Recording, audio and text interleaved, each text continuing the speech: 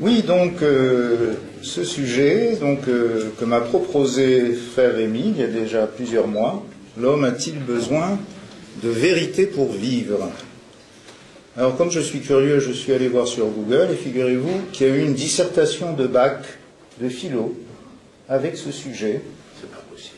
Et il y a des dizaines de pages avec des corrigés de dissertation. Mais je n'en ai lu aucun. Je ne vais pas vous faire une dissertation de philo. Je ne vais pas le faire à la façon dissertation de philo, bien que j'ai été dans une autre vie prof de philo, quand j'étais bien plus jeune. Mais voilà, en fait, ce sujet peut m'intéresser à deux titres. D'abord, comme l'a précisé frère Rémi, je suis psychanalyste. À l'école de Carl Gustav Jung, et en tant que tel, je m'intéresse beaucoup aux symboles, aux rêves, qui sont en fait des manifestations de vérité cachée dans l'inconscient. Cachée d'ailleurs, ça ne veut pas dire qu'elle ne s'exprime pas de manière bruyante dans la vie des individus, mais voilà, il faut aller les chercher dans l'inconscient. Ça, c'est le premier. C'est en tant que psychanalyste, ce thème m'intéresse. Ce qui m'intéresse aussi, c'est en tant que chercheur dans le domaine de la Bible hébraïque. Voilà, je mène une recherche depuis fort longtemps sur la Bible hébraïque et sur les évangiles. Et à ce titre, je m'intéresse beaucoup à la richesse sémantique de l'hébreu biblique, qui nous offre plusieurs mots pour dire la vérité. Et en fait, je vais fonder l'approche que je vous propose à partir de ces mots, parce que, voilà, j'ai parlé donc de richesse sémantique de l'hébreu biblique. Alors, selon la tradition hébraïque, cette langue est un miracle, puisqu'elle véhicule la parole de Dieu. Un miracle, d'ailleurs en hébreu, le mot lettre de l'alphabet signifie également miracle. Et vous allez voir que c'est assez étonnant parce que les mots hébreux ne se réduisent pas seulement à la définition qu'ils portent et que leur donne, on pourrait dire, l'ordre culturel conscient. Mais dans leur matière signifiante, on peut dire qu'ils véhiculent un inconscient, c'est-à-dire qu'ils portent d'autres sens que l'on ne perçoit pas au premier abord et qui nous ouvrent à des résonances très étonnantes et très interpellantes liées à ce que Jung appelle l'inconscient collectif de l'humanité.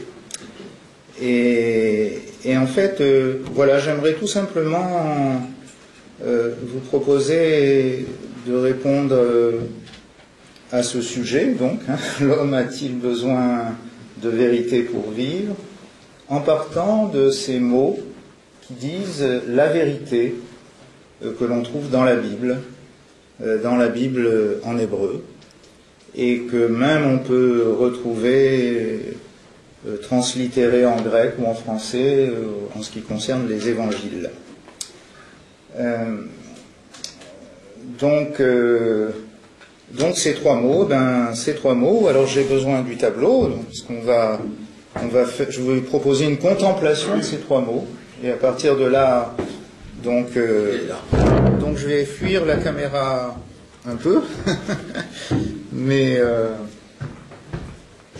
alors le premier mot, qui est le mot le plus courant pour dire la vérité, je crois que dans l'hébreu moderne, en Israël, c'est le seul qui reste. C'est le mot émet. Je vous l'écris d'abord en français, émet. Alors, les mots hébreux, à la différence de nos langues indo-européennes, ont une large plage de sens, une large plage sémantique. Pour chaque mot, il y a plusieurs sens possibles. Bon, bien sûr, le premier mot, c'est le mot vérité pour émettre. mais aussi c'est le mot fidélité, probité, et, intéressant aussi, sécurité, pour le mot émettre. Voilà, c'est le premier mot qui veut dire vérité. Aujourd'hui, c'est de loin le seul qui est resté utilisé pour désigner la vérité. Et puis vous avez un mot que je pense beaucoup connaissent ici, c'est le mot Amen. Le mot Amen veut dire vérité, c'est très intéressant. Vous voyez, quand Jésus, dans l'évangile de Jean, dit « En vérité, je vous le dis », en fait, ça traduit le mot « Amen ». « Amen, je vous le dis ». D'ailleurs, il y a de nouvelles traductions qui maintenant mettent littéralement « Amen ». Et en fait, ce mot était très essentiel à Jésus. Alors, si on emploie un mot d'une autre tradition, on pourrait même dire que c'était son mantra, puisqu'il commence toutes ses paroles par Amen. C'est un mot très important. Même il le répète 2 fois, Amen, Amen. Voilà, donc vérité, mais pas seulement vérité, c'est aussi la foi, c'est aussi la certitude.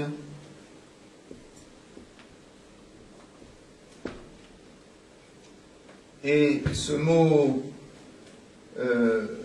Amen, en tant que substantif, existe aussi en tant que forme verbale. Il se prononce Aman, dans ce cas-là. Alors, en hébreu, il n'y a pas de voyelle. Amen ou Aman, c'est pareil.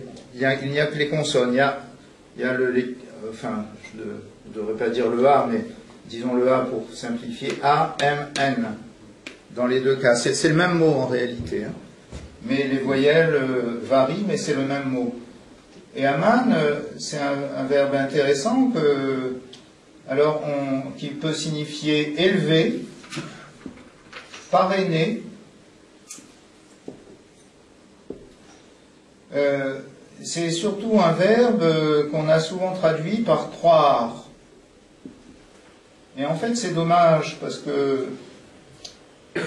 donc c'est un verbe qui a rapport à la foi, mais croire en français finalement est beaucoup plus faible, le verbe croire, que le verbe aman en hébreu, parce que croire en français, en tout cas dans notre culture moderne, on pourrait dire que c'est une option intellectuelle. Je pourrais croire comme je pourrais ne pas croire en Dieu, mais je décide de croire. Voilà. Donc c'est purement, c'est une sorte d'adhésion intellectuelle. Alors qu'en hébreu, c'est être certain de la vérité. Et quand on dit être certain de la vérité, c'est vraiment au sens fort, c'est-à-dire c'est éprouver cette certitude de tout notre être, et pas simplement adhérer intellectuellement. Ok. Ok, I agree. Oui. Et donc voilà, Amen, vérité, foi, certitude. Et il y a un 3e mot pour dire la vérité en hébreu, c'est le mot tzedek. Mot très important aussi, qui veut dire vérité, mais aussi justice, mais aussi délivrance, mais aussi salut. Voilà. Et je pense que c'est très important de pouvoir contempler ces 3 mots, parce qu'ils nous ouvrent tout à fait à la problématique qui nous intéresse ce soir. Donc, je vais commencer par travailler sur le mot émettre. Hein, premier mot, vérité, qui est aujourd'hui le seul qui reste pour dire la vérité en Israël, en tout cas, dans l'hébreu, en Israël. Peut-être, si vous tenez à ce que je sois sur la caméra, peut-être vous pourriez tourner. moi, ça m'est égal, hein. Je n'ai pas du tout l'habitude. Mais si vous dites pour votre site, c'est bien. Voilà. Donc, nous reprenons.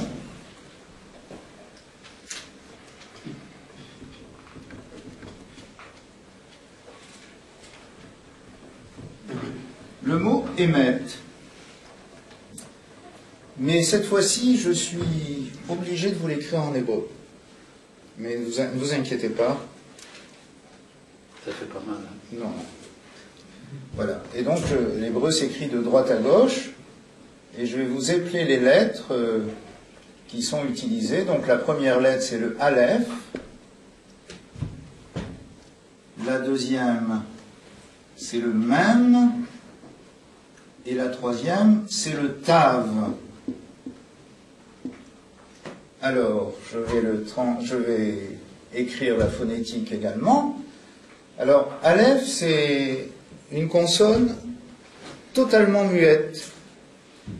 En hébreu, on la prononce du coup A, I, O, OU, selon les voyelles. Donc, on la transcrit phonétiquement en mettant une apostrophe en général. Donc, je mets un petit E, parce qu'il n'y a pas de voyelles dans le texte hébreu de la Bible. Les voyelles sont rajoutées par la voix, et elles ne sont pas dans le texte. Donc, je mets un petit E. Par contre, la deuxième lettre, le Mem, c'est l'équivalent de notre M. Donc, je l'écris en majuscule, hein, puisque elle est dans le texte. Et je mets encore un petit E, deuxième petit E de Émet, et enfin nous avons le Tav qui est l'équivalent du T. Voilà. Émet.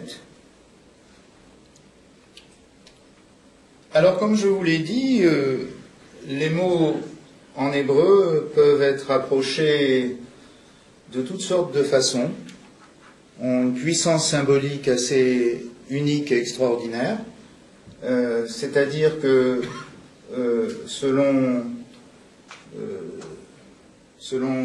les règles de lecture de la tradition hébraïque, on n'approche pas un mot simplement par la définition courante qu'on lui connaît, mais on approche un mot également en le contemplant, et en contemplant sa structure, parce que sa structure nous révèle un sens qui n'apparaît pas au premier plan. Donc, voilà, c'est ce que je vous propose, et je vous propose de contempler donc ce mot, et d'abord de nous intéresser à la première lettre, qui est la lettre Aleph.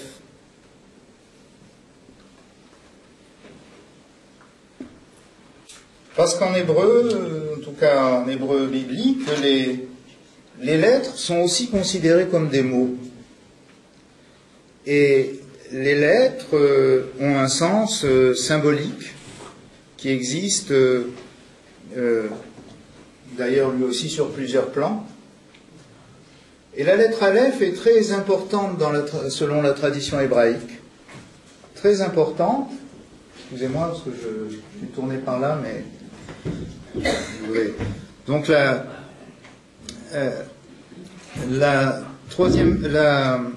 lettre Aleph est très importante parce que c'est la première lettre de l'alphabet hébraïque, et en fait parce qu'en hébreu les lettres, en hébreu biblique les lettres sont aussi des valeurs numériques, c'est la valeur de l'unité, et pour la tradition hébraïque cette lettre désigne le Dieu un qui s'est révélé dans la Bible, qui s'est révélé en Israël. D'ailleurs, le mot Elohim, qui est traduit par Dieu, commence par le Aleph. C'est une lettre qui symbolise l'unité. Et pour la tradition hébraïque, elle est très importante parce que donc elle symbolise le divin. Et en fait, elle pose ce qu'on pourrait appeler le mystère de la présence. La présence, c'est-à-dire ce qui nous rend présents. C'est une consonne très particulière, puisque, comme je l'ai dit, c'est une consonne totalement muette, c'est-à-dire qui s'efface totalement derrière les voyelles qu'on lui associe.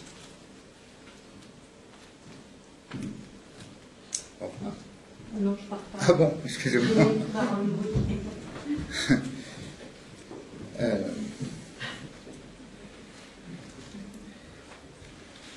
Qui s'efface totalement derrière les voyelles qu'on lui associe. Et en fait, pour la tradition hébraïque, notamment pour la tradition qu'on appelle la Kabbale, qui est la tradition de la mystique juive, qui est devenue aussi la mystique chrétienne à un moment donné, en fait, c'est comme une parabole du mystère de Dieu. Parce que, vous voyez, cette consonne, contrairement aux autres consonnes, ne s'impose pas, puisqu'elle s'efface au contraire totalement. Elle est totalement humble. Elle s'efface totalement, pardon, et en fait, c'est elle qui donne, d'une certaine manière, la présence aux voyelles. Hein, puisque quand on lit la Torah, eh bien, en fait, quand on lit le Aleph, on n'entend que la voyelle. On n'entend que la voyelle, pourtant, lorsqu'on lit le texte, il n'y a que le Aleph. Et alors, selon la tradition de la Kabbale, Dieu est avec ses créatures, le Dieu créateur est avec ses créatures dans le même rapport que le Aleph avec ses voyelles. C'est-à-dire Dieu n'est pas un Dieu qui s'impose, comme Zeus, par exemple, dans la mythologie grecque. Hein. Zeus, un coup de tonnerre et puis il fait taire tout le monde. Hein. Dieu n'est pas un Dieu qui s'impose, c'est l'humilité absolue. C'est l'humilité absolue et c'est l'accueil absolu. Parce qu'en fait, on pourrait, c'est vrai, passer toute sa vie sans même se poser la question de Dieu. On pourrait, parce que Dieu ne s'impose pas. On pourrait tout à fait être matérialiste et athée. Dieu ne s'impose pas, hein, puisqu'on c'est comme nous. Vous voyez, quand on écoute, quand on lit le Aleph, on n'entend que la voyelle. De même, dans le monde, on n'entend que nous, que nos discours, que les discours du moi, de nos moi. Et donc, si on restait à la surface des choses, on pourrait passer toute sa vie sans rencontrer Dieu et sans qu'il s'impose à nous, hein, de manière autoritaire et par un pouvoir absolu. Hein. Mais en fait, selon la tradition hébraïque, Dieu nous confère sa présence. C'est-à-dire, nous sommes présents par lui. Il y a un beau texte qui dit que, un texte d'un livre qu'on appelle le Zohar, dans la tradition de la Kabbale, livre de la splendeur, un texte qui dit que si Dieu retirait sa présence, le monde disparaîtrait en moins d'un millième de seconde. Hein. Enfin, je ne sais plus comment c'est dit, mais le monde disparaîtrait immédiatement, il n'y aurait plus rien. Si Dieu retirait sa présence, il n'y aurait rien. Si nous sommes présents, c'est parce que Dieu nous confère sa présence. De même que le Aleph confère sa présence aux voyelles dans le texte. Et ce qui veut dire que, en réalité, la présence ne nous appartient pas. la vie nous est donnée, la présence ne nous appartient pas. Hein, c'est vrai, nous sommes présents, on pourrait croire que je suis propriétaire de ma présence. Eh bien non, je ne suis pas propriétaire de ma présence. Je viens au monde constitué ou porté par la vie divine qui d'une certaine manière se donne en même temps qu'elle se donne à moi, se donne à chacun de nous personnellement. Ce qui veut dire que le Aleph porte bien ce symbole de l'unité, parce qu'en réalité la présence est unique. La présence est unique et la présence nous traverse tous. Elle nous constitue dans chacune dans notre singularité et en même temps elle constitue notre unité. Elle nous constitue, elle nous traverse, elle nous réunit.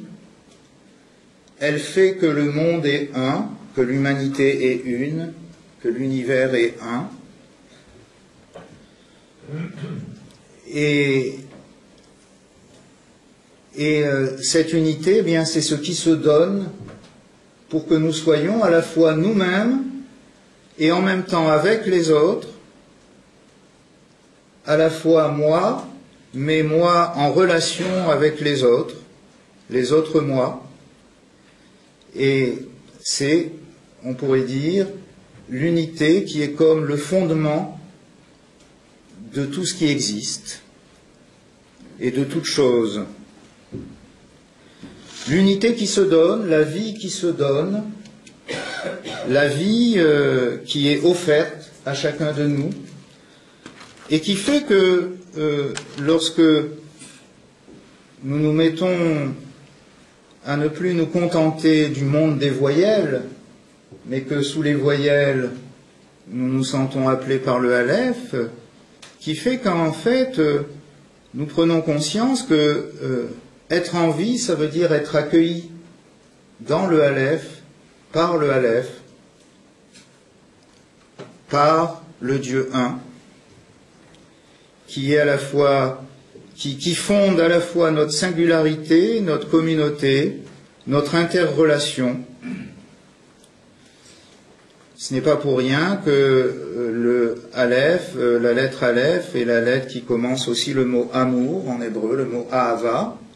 Ce n'est pas pour rien que la lettre Aleph commence le mot Ab, qui veut dire le Père, hein, parce que le Aleph, c'est en réalité le Père, le Dieu d'amour, qui, par le fait même que nous vivons, nous accueille. Voilà le Aleph, donc. Je pourrais en parler pendant très longtemps, mais je vais me contenir. Et subitement, il y a un choc. Je vous préviens, accrochez-vous à vos sièges, parce que si nous poursuivons la contemplation de ce mot émet, nous sommes saisis par un choc qui pourrait être fort traumatisant. Parce que donc, il y a le Aleph, mais il y a les deux autres lettres, même et Tav.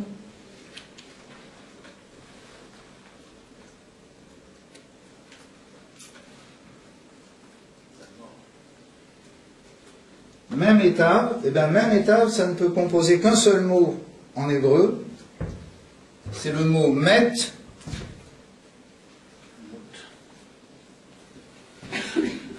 qui est un participe verbal qui veut dire mort.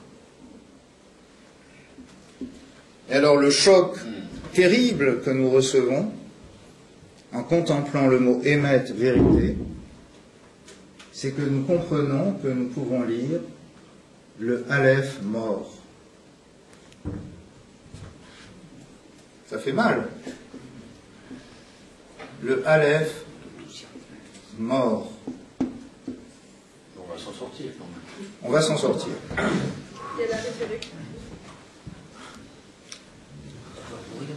On va s'en sortir parce qu'il y a les autres mots. Et ça nous amène donc à approcher la dimension symbolique du mot vérité, dans le sens qu'il y a des vérités qui peuvent tuer le Aleph. Il y a des vérités qui peuvent tuer l'unité qui sous-tend l'univers. Il y a des vérités qui peuvent tuer la communauté humaine. Il y a des vérités qui peuvent tuer, d'une certaine manière, le divin.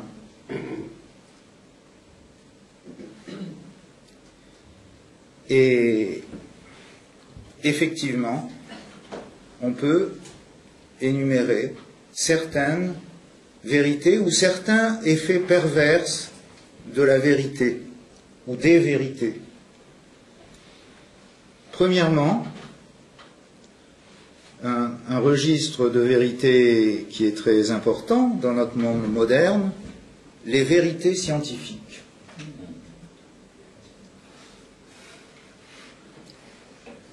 Alors, loin de moi l'idée de vous dire qu'il faut jeter les vérités scientifiques à la poubelle. Hein.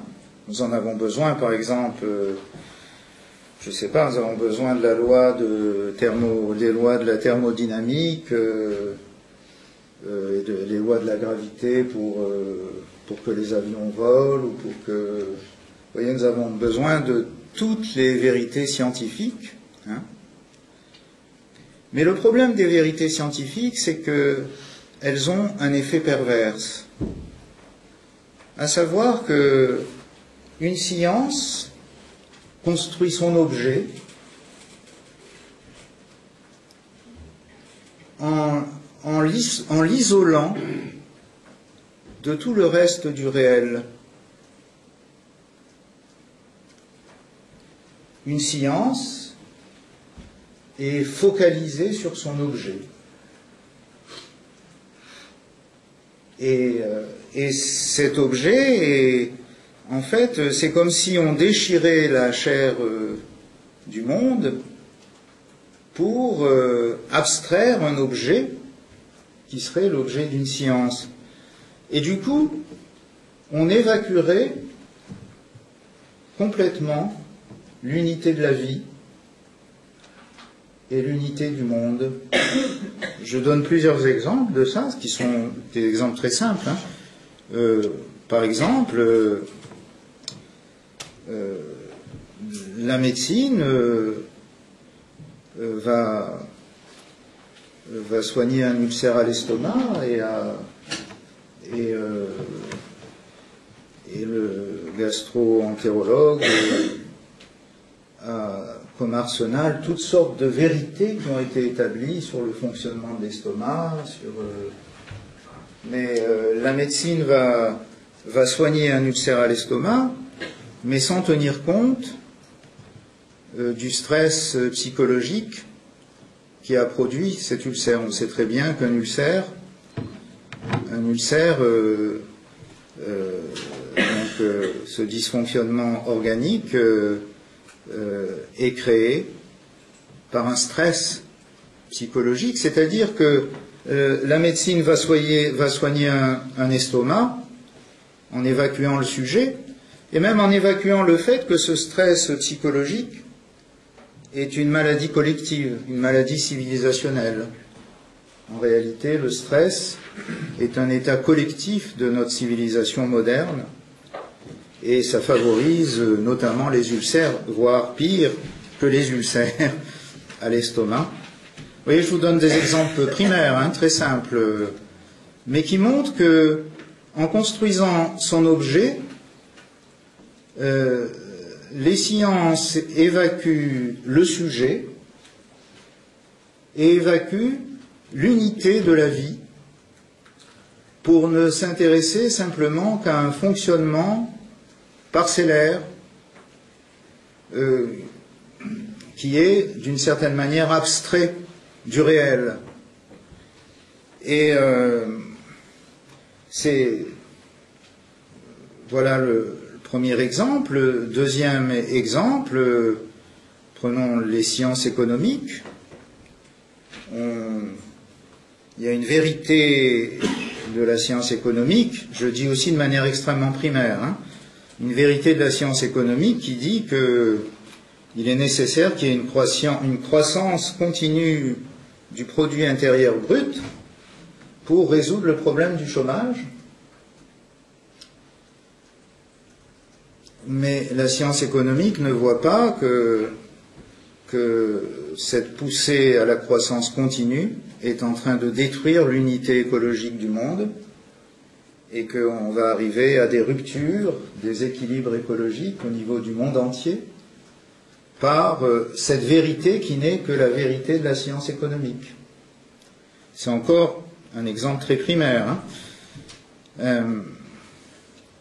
De manière générale, les sciences ne s'intéressent qu'à leur objet et en quelque sorte évacuent la question du sujet et évacuent la question de la relation à l'ensemble, à la totalité de la vie, tout ce qui implique justement, tout ce qui implique le Aleph, justement. Autre chose, les sciences, nous avons un grand développement des sciences dans notre monde moderne qui a abouti à un développement massif, on pourrait dire, des technologies, de tous les moyens qui donnent, d'une certaine manière, l'impression d'une toute-puissance aux êtres humains. Voilà, avec les techniques, avec les robots, avec... vous voyez, il y a un courant qui s'appelle le transhumanisme, qui prétend que, justement, avec toutes les découvertes des sciences, nous allons pouvoir entièrement recréer l'être humain. C'est-à-dire, les hommes vont pouvoir recréer entièrement un être humain parfait, rentable, efficace, avec toutes sortes de puissances. Vous savez, c'est l'homme bionique dont vous avez peut-être vu des séries dans le temps sur la question. Mais aujourd'hui, c'est plus de la fiction, hein, c'est plus de la science-fiction, c'est là, c'est pour demain, hein, que il y a ces possibilités de manipulation génétique. Tout devient possible, tout devient possible. On peut louer un ventre, on peut tout utiliser, l'être humain peut devenir une matière qu'on peut modeler. Et en fait, tous ces développements scientifiques et technologiques, d'une certaine manière, évacuent le Aleph, c'est-à-dire que peuvent créer l'illusion qu'à l'être humain, que la présence lui appartient, qui peut faire ce qu'il veut,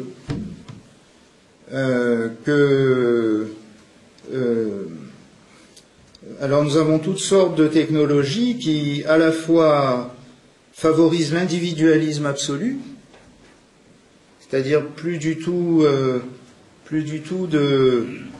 d'expérience qu'il y a une communauté humaine, plus du tout d'expérience qu'il y a une unité de la vie, que tout n'est pas possible, qu'il nous faut respecter une harmonie préétablie de la nature. Voilà. Donc, en fait, donc à la fois, il y a un individualisme absolu, et aussi, et paradoxalement également, une standardisation de l'humanité. Nous avons tous les mêmes modèles, les mêmes fonctionnements. C'est d'une certaine manière ce qu'offre la science, et dans cet univers de la science, que je ne conteste pas, parce que les vérités scientifiques sont des vérités qui sont utiles à l'humanité, mais la question c'est que, d'une certaine manière, eh bien, le Aleph a été complètement évacué. C'est-à-dire, alors que le Aleph, c'est la présence qui nous constitue, eh bien, c'est comme si, justement, on l'avait relégué dans son silence, et l'humanité pouvait croire que, justement, en s'appuyant sur la science, eh bien, c'est elle, c'est le moi humain qui est le maître et qui décide de tout et qui rêve d'une toute-puissance absolue. Donc le Aleph est évacué en ce sens. Alors ça, ce sont les vérités scientifiques.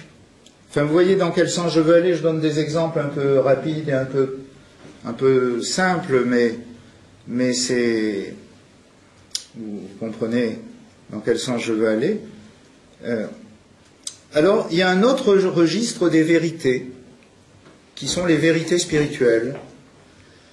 Les vérités spirituelles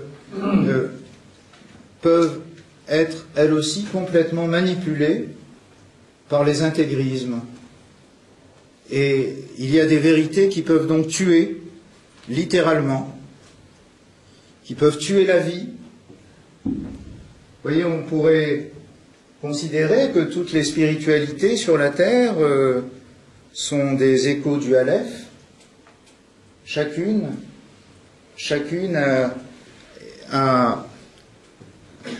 est sous-tendue de manière secrète par le Aleph, chacune par un aspect, par une porte. C'est ce qui fonde l'œcuménisme. Mais les intégrismes font que justement ces spiritualités proclament leur vérité sur le mode de la rivalité, sur le mode de l'intolérance, sur le mode du fanatisme. Il y a mon Dieu est le seul Dieu, le tien n'est pas Dieu.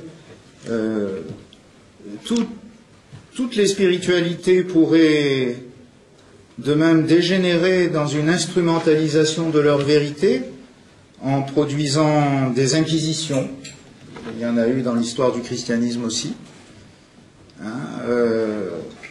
Et en fait, il y a une façon de vivre les vérités spirituelles sur un mode qui tue le Aleph également, qui évacue le Aleph. Donc, il y a, vous voyez, toutes sortes de vérités, vérités scientifiques, vérités spirituelles, qui pourraient être instrumentalisées et utilisées de telle sorte, eh bien, qu'on peut considérer que, en tout cas dans notre monde conscient, le Aleph est mort. On a dit, c'est Nietzsche qui l'a dit le premier, Dieu est mort. C'est le cri de guerre de la modernité. Dieu est mort. Le Aleph est mort. Et ça m'évoque une parole d'un mystique du christianisme orthodoxe, mystique contemporain du XXe siècle, que j'aime bien, Nicolas Berdyaev, qui disait que, en fait, dans notre monde moderne, Dieu, entendez le Aleph, a moins de pouvoir qu'un agent de police. Parce qu'en fait, nous ne nous déplaçons plus, c'est comme si l'humanité, collectivement, dans le monde moderne, agissait de telle sorte qu'elle refuse d'intégrer, qu'elle se déplace dans le Aleph, qu'elle se déplace dans l'unité divine, dans l'unité du monde. Et en fait, en ce sens, Dieu a moins de pouvoir qu'un agent de police, parce que, en fait, le Aleph n'est vivant que lorsque nous accueillons le don de la présence qu'il nous a fait. Le Aleph ne peut être opérationnel dans nos vies que si, d'une certaine manière, nous nous intégrons, que nous nous déplaçons dans sa présence, c'est-à-dire que nous nous ouvrons les uns aux autres, puisque cette présence, c'est ce qui nous unit, c'est ce qui nous ouvre les uns aux autres. Et vous voyez, le monde moderne a la prétention, bardé de toutes les vérités, qu'elles soient scientifiques ou spirituelles, a la prétention de pouvoir se passer de cette unité. Alors, c'est ce que m'évoque ce mot, ce choc, émettre le Aleph mort. Voilà pour ce qui concerne le premier mot. Et maintenant, j'aimerais vous parler du deuxième mot.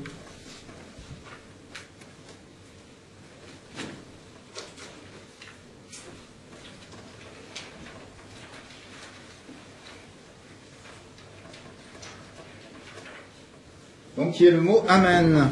Alors, je vous l'écris en hébreu aussi.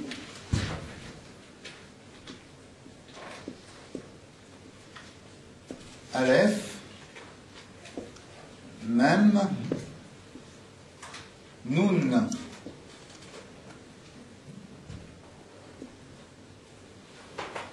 Alors, je mets encore une apostrophe, un petit A.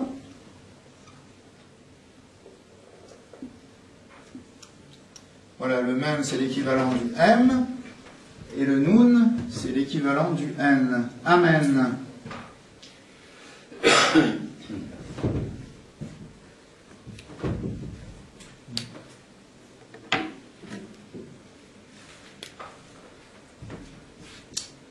Et bien là encore, nous avons le Aleph. On en a abondamment parlé.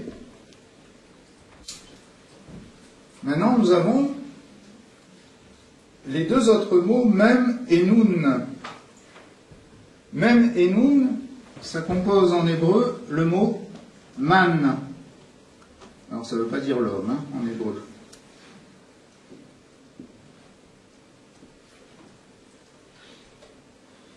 Alors, c'est un mot intéressant parce que, en tant que pronom interrogatif,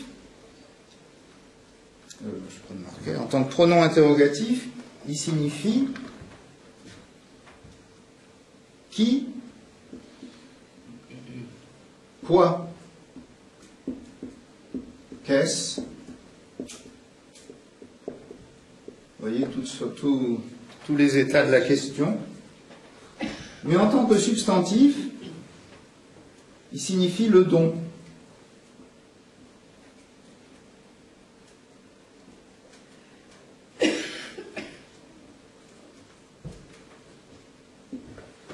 Et en fait, ce mot est important, vous le connaissez si vous lisez la Bible, parce que vous avez entendu parler de la manne, hein, la manne que les Hébreux récoltaient descendant du ciel pendant leur séjour dans le désert du Sinaï. En fait, le mot manne n'est simplement que la translittération du mot hébreu man. Hein?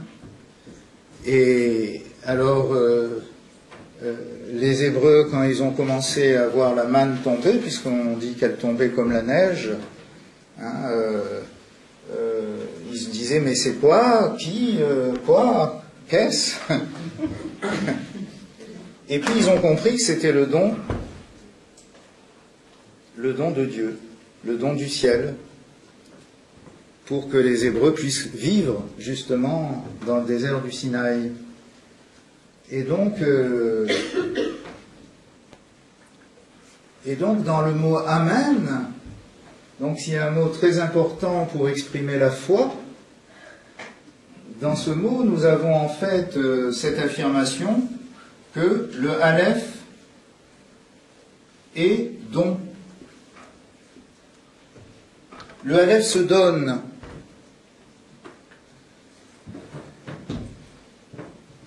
Et Jésus commençait, en tout cas dans l'évangile de Jean, on voit que Jésus commençait la plupart de ses paroles par Amen, parce qu'en fait, Jésus est l'incarnation même de ce don du Père. La vie nous est donnée, nous sommes accueillis dans l'unité de Dieu, nous sommes accueillis dans l'amour de Dieu. La vie nous est donnée et on comprend que cette vérité a à voir avec la foi, parce que la foi est l'expérience que notre vie commence par cet accueil qui est amour.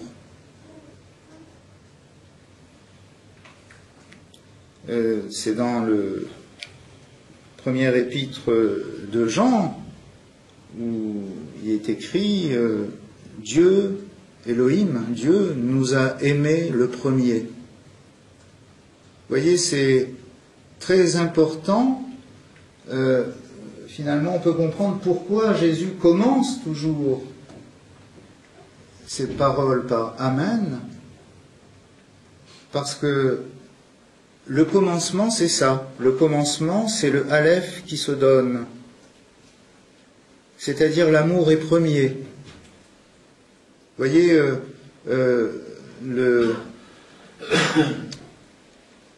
la foi de Jésus et l'expérience de sa présence nous invitent à vivre le commencement comme étant l'amour. C'est toujours, dans mon métier de psychanalyste, il y a la rencontre de beaucoup de souffrances, et souvent, ces souffrances, des souffrances intolérables, pourquoi? Parce que des souffrances qui disent je suis né dans la haine, je suis né dans le malheur, j'ai commencé avec le malheur et c'est pourquoi toute ma vie est malheur. Et la foi est ce renversement de ce tragique qui est si fort dans l'inconscient collectif de l'humanité, ce renversement qui vise à dire que c'est l'amour qui est premier. Si l'amour est premier, tout est possible. Si l'amour est premier, je peux aimer. Si l'amour est la source, je peux venir me ressourcer dans cette source. C'est-à-dire que je peux revenir à ce commencement. J'ai vu beaucoup de libération chez des personnes qui ont entendu au sens fort « Dieu nous a aimés le premier ». Si Dieu nous a aimés le premier, tout est possible. L'amour est possible. Si l'amour est l'origine, si l'origine du monde est l'amour,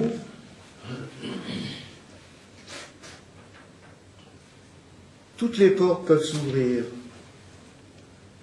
Je peux revenir à cette origine. Je peux venir me ressourcer, je peux venir me renouveler dans l'origine du monde qui est amour, dans ce Aleph don.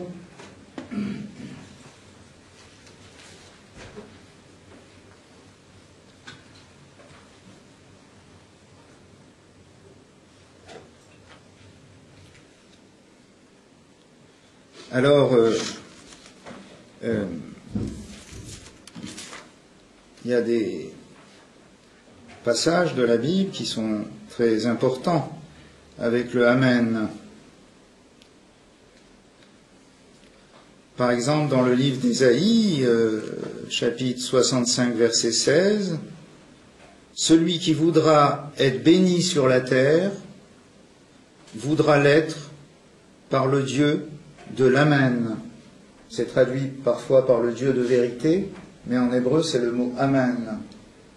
Vous voyez, le fait que le Aleph soit le don, et que le Aleph soit l'origine, que le Aleph soit la source, c'est la source de toutes les bénédictions.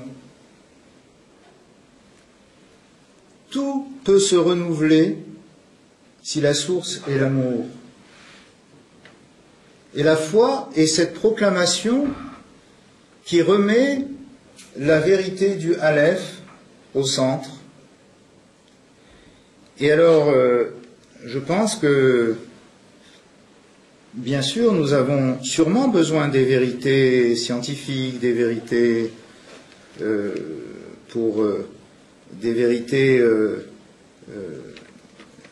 parcellaires qui, pour pouvoir fonctionner, pour pouvoir vivre.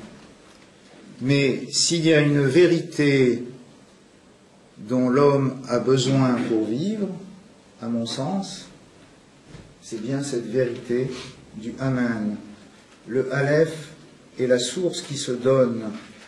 C'est-à-dire, alors en hébreu, la source, c'est quelque chose qui est de manière, il faut entendre cette source comme continuellement présente. C'est-à-dire, nous sommes d'une certaine manière constitués par cette source. Alors, c'est sûr que si on suit les 3 premiers chapitres de la Genèse et si on voit l'état du monde, c'est vrai que l'humanité a déraillé de cette source et que le malheur s'est accumulé dans l'histoire et que dans l'inconscient collectif, d'une certaine manière, on ne pourrait croire qu'au malheur. C'est les vérités qui tuent le Aleph, en fait. Hein. Vous connaissez peut-être, dans le langage courant, ça existe, cette parole qu'on entend qui est fort triste, qui est comme une malédiction. Quand quelqu'un vit quelque chose d'heureux, il se met à dire « Oh là là, maintenant j'ai peur parce que j'ai mangé mon pain blanc ». Ça veut dire que maintenant il n'y aura plus que le pain de misère, le pain de malheur. Vous voyez, ça ce sont des malédictions inconscientes qui nous viennent de toute l'expérience des générations passées. Et ce qui vient rompre ce cercle infernal, qui fait qu'on s'enferme dans le tragique, qui fait qu'on a peur d'aller vers les autres, qui fait qu'on ne croit pas en la possibilité de la communauté, de la fraternité, eh bien, ce qui fait tout ça, eh bien, ce sont les vérités qui tuent le Aleph. Et ce qui vient stopper ce cercle infernal, c'est la proclamation de l'Amen. C'est pourquoi Jésus qui incarne l'amour du Père et qui est venu le révéler, Jésus commence toutes ses paroles par Amen, tous ses enseignements par Amen. Le don, le Aleph qui se donne, c'est notre source, c'est notre espérance, c'est ce qui fait que nous pouvons nous renouveler, c'est ce qui fait que le malheur n'est pas forcément le dernier mot, c'est ce qui fait que nous pouvons ressusciter avec le ressuscité, de ce côté-ci, de ce monde ou de l'autre. Nous pouvons ressusciter de nos malheurs par le Aleph qui se donne.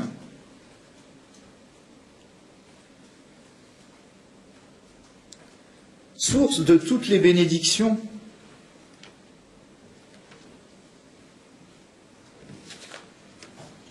Il vous reste quelques minutes pour voir le troisième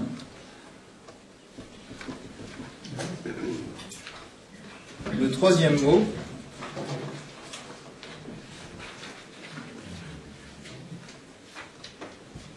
C'est le mot de Tzedek. Je vous l'écris en hébreu.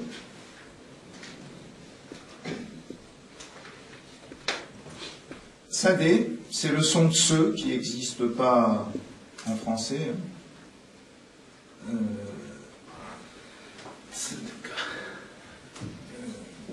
Dalet, c'est l'équivalent du D,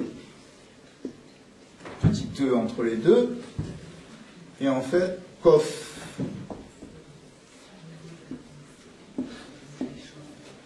Équivalent du Q. Tzedek. Donc il veut dire la vérité la justice, la délivrance, la libération, le salut. Là encore, on peut contempler ce mot, l'hébreu est une langue merveilleuse pour ça. Vous voyez, vous avez la lettre tsadé, en hébreu les lettres sont comme des mots, et le mot tsadé signifie le piège. Vous savez, c'est le piège que mettent les chasseurs pour attraper des animaux, des gibiers. Le piège, mais c'est aussi le piège que tendent les ennemis pour tuer d'autres êtres humains. Et puis vous avez ces deux mots qui composent le mot dak en hébreu. Et le mot dak est un participe verbal qui veut dire briser. Vous voyez, ça rend bien l'idée de délivrance et de libération, le piège brisé. Et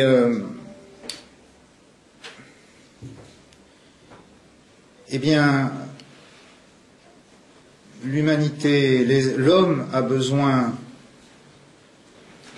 de la vérité de l'Amen, l'homme a besoin de la vérité de la justice, de la délivrance. Sans justice, sans liberté, il n'y a pas d'être humain et il n'y a pas d'épanouissement dans le Aleph. Je crois que dans ce mot, on peut retrouver les valeurs de la République, liberté, égalité, fraternité, qui sont des valeurs de l'Évangile, en fait. Et Jésus a pu écrire « La vérité vous rendra libre ». Cette vérité, c'est la vérité qui libère les êtres humains, qui les libère de l'oppression, qui les libère des inégalités. C'est la vérité de la délivrance. L'humanité a besoin de délivrance pour vivre.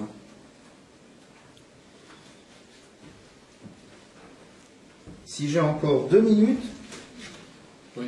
Rémi, j'ai encore 2 minutes. Bien sûr.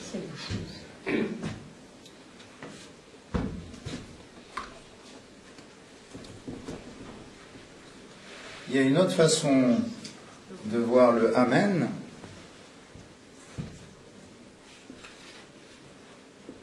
Je vous écris encore Amen.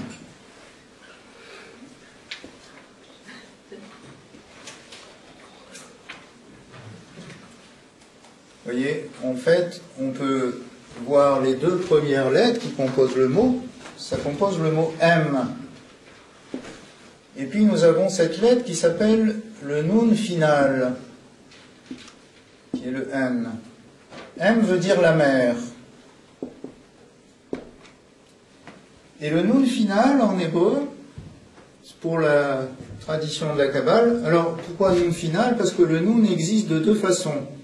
Il y a le Nun normal, en début et en milieu de mot, qui est comme ça, et puis le Nun final qui est comme ça, qui est déplié. Et pour la tradition hébraïque, le Nun symbolise, ce mot veut dire le poisson, symbolise le fœtus. Ce sont 2 états du fœtus, l'un dans son repli fœtal, dans la matrice, et l'autre, le fœtus qui se déplie et qui devient en fait le nouveau-né. C'est l'être né, c'est le Nun final est le symbole de la naissance qui se réalise. Vous voyez, nous passons de la mère à l'être nouveau-né. On arrive à Noël. Voilà. C'est merveilleux. Et c'est-à-dire que la vérité qui libère, c'est aussi la vérité qui fait naître les êtres humains, qui les fait sortir des identités fermées, des identités du passé, pour naître, pour se renouveler à une vie nouvelle, un renouvellement de la vie qu'incarne bien Jésus. le renouvellement radical de la vie, alors que le mot émet, je reviens sur le mot émet, là encore, vous avez M, la mère, mais vous avez la lettre finale, c'est le tav, et le tav, c'est la dernière lettre de l'alphabet. Et dans la culture hébraïque, cette lettre tav, c'est comme pour indiquer la fin, le terminus, ou Zian dans les films. Hein, on met le tav pour dire la fin. Et là, on voit, dans le mot émet, où le Aleph est tué, on voit que la mère, c'est le terminal.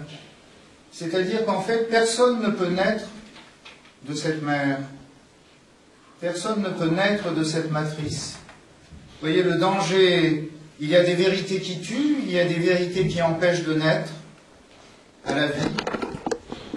Il y a des vérités qui, par contre, proposent la révolution de la foi et de l'amour, de l'unité. Il y a des vérités qui aident à naître l'humanité. Voilà.